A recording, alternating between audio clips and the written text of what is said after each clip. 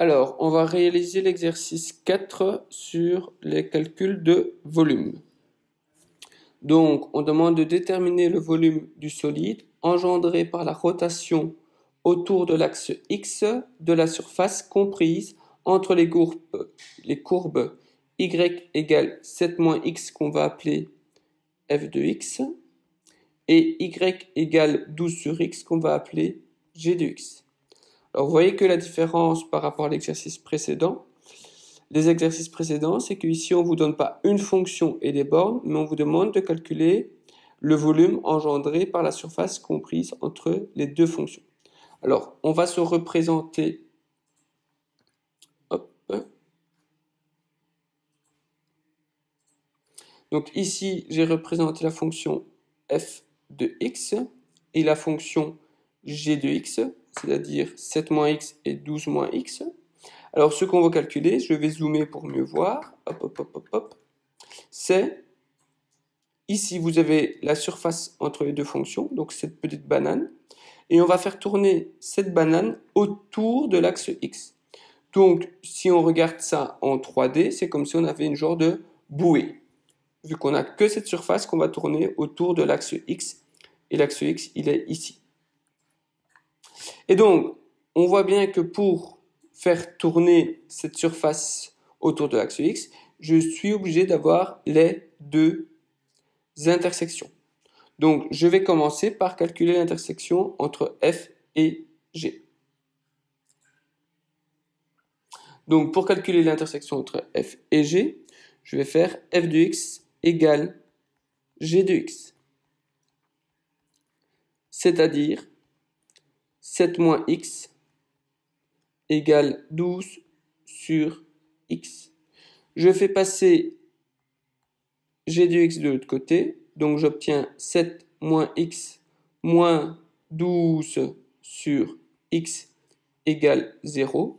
Je mets tout sur le même dénominateur, donc je vais avoir tout sur X. Ça va me donner 7X moins, j'ai un petit résidu qui traîne, voilà. Donc, moins X carré moins 12 égale 0. Alors, quand est-ce qu'une fraction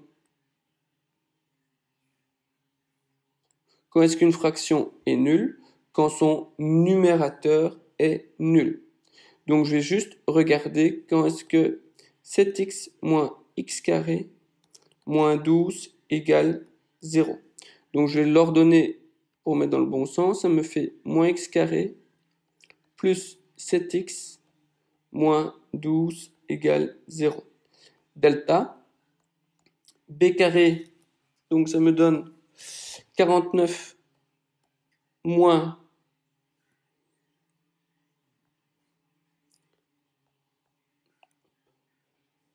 donc b carré moins 4ac, donc ac ça fait moins 12, ça fait 12, 12 fois 4, 48, 49 moins 48 ça fait 1, donc j'ai deux solutions, ça me donne moins b, donc moins 7, plus ou moins racine de 1 sur 2a, c'est-à-dire moins 2. Donc j'obtiens, en faisant le plus, ça fait moins 7 plus 1, moins 6 sur moins 2, 3, et en faisant le moins 7 moins 1, moins 8 sur moins 2, ça me donne 4. Donc ici, on a les deux intersections. Donc si je regarde sur mon graphique, je sais que ma première intersection, c'est-à-dire ici, x vaut 3, et ici, x vaut 4. Alors, ici, vu que j'ai représenté les fonctions, je vois très bien que la fonction f est au-dessus de la fonction g, mais algébriquement, je ne l'ai pas vérifié, et donc, comme on vérifie ça, on regarde le signe de f moins g, comme pour calculer l'aire entre deux fonctions. Donc, la deuxième étape, après avoir calculé l'intersection, je vais regarder le tableau de signes de f moins g. Alors, f moins g, je l'ai déjà fait, il est ici. Donc, je vais regarder le signe de cette fraction. Donc, je connais les zéros du numérateur, on l'a fait juste au-dessus, et mon dénominateur, c'est x, donc il s'annule en 0. Donc, je vais avoir 3, 0, 3 et 4. Donc, mon numérateur s'annule en 3 et en 4. Donc, c'est le signe de A, donc moins, plus, moins. Et mon dénominateur, c'est le signe de x, donc c'est moins et puis plus.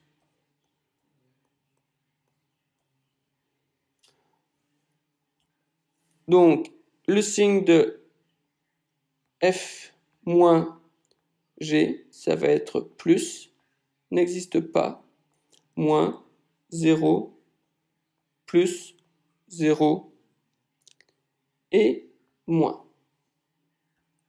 Donc, moi, je vois ce que je dois calculer, c'est entre 3 et 4, donc c'est ceci. Et donc, je vois que f moins g est positif. Donc, ça veut dire que ma fonction f est au-dessus de ma fonction g.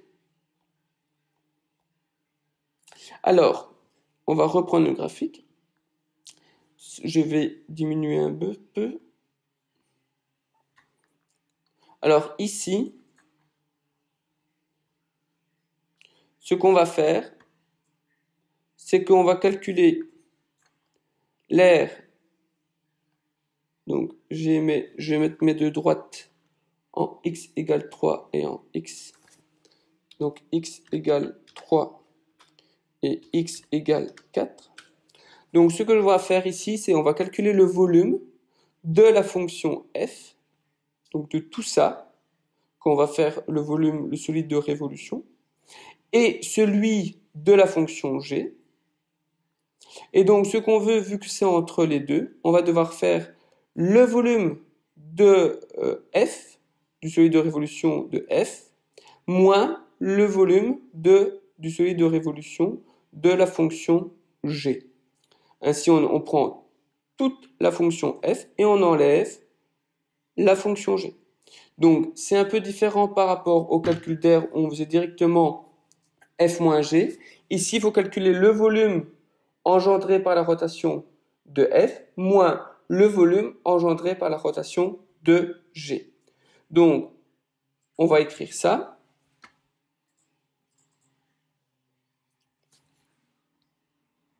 Donc, le volume, je vais mettre en noir, on veut le volume engendré par la plus grosse fonction, la plus grande, c'est-à-dire f, entre les bornes qu'on a déjà calculées 3 et 4, donc f carré de x dx, et on veut soustraire la plus petite fonction, c'est-à-dire la fonction g, donc moins le volume de la fonction g, donc pi, fois entre 3 et 4 de g carré de x.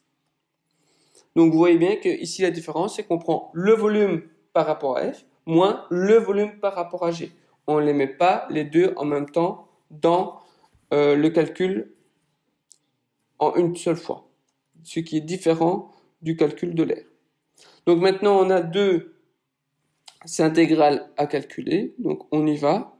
Hop, entre 3 et 4, la fonction f, c'était 7 moins x. Donc je rappelle que la fonction f, c'était celle qui était au-dessus. Moins le volume de la fonction par rapport à la fonction g, c'est celle qui était en dessous. C'était 12 sur x, le tout au carré. Je développe le carré. J'ai entre 3 et 4 de 49 moins 14x plus x carré dx moins pi fois entre 3 et 4 de 144 sur x carré dx. Alors maintenant, je dois calculer les primitifs. Donc, je vais calculer celle-ci, c'est la plus facile. Ça me fait 49x moins 14x carré sur 2. Alors, je peux simplifier, ça me donne 7, plus x cube sur 3. Alors, entre 3 et 4. Moins, alors ce que je peux faire ici, c'est sortir le 144. Donc, moins 144 pi. Et donc, j'ai la primitive de 1 sur x carré. Et donc, ça fait comme si on avait x exposant moins 2. Donc, c'est comme si je dois calculer entre 3 et 4 de x exposant moins 2 dx. Donc, ça me fait moins 1 sur x. Donc, j'ai augmenté de 1. Donc, moins 2 plus 1, moins 1 sur x. Toujours entre les bornes 3 et 4. Alors, maintenant, je dois remplacer. Alors, je remplace par ici 4. Donc, on prend la calculette. On fait 49 fois 4, ce qui fait 196, moins 7 fois 4 au carré, ce qui fait 112, plus 4 au cube sur 3, ça fait 64 tiers, moins, entre parenthèses, je remplace x par 3, donc 49 fois 3, 147, moins 7 fois 3 au carré, donc 7 fois 9, 63, plus 3 au cube sur 3, ça fait 9. Donc ma deuxième, donc moins 144 pi, donc je remplace d'abord par 4, donc ça fait moins 1 quart, moins, je remplace par 3, ça fait moins 1 tiers.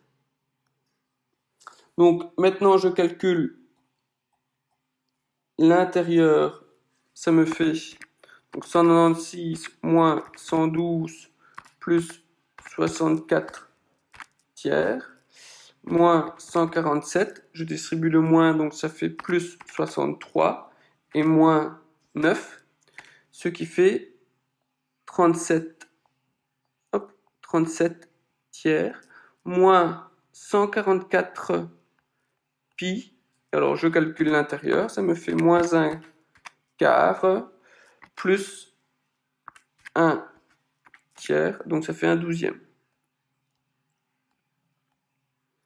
Alors, 144 sur 12, ça vous fait, à votre avis, 12.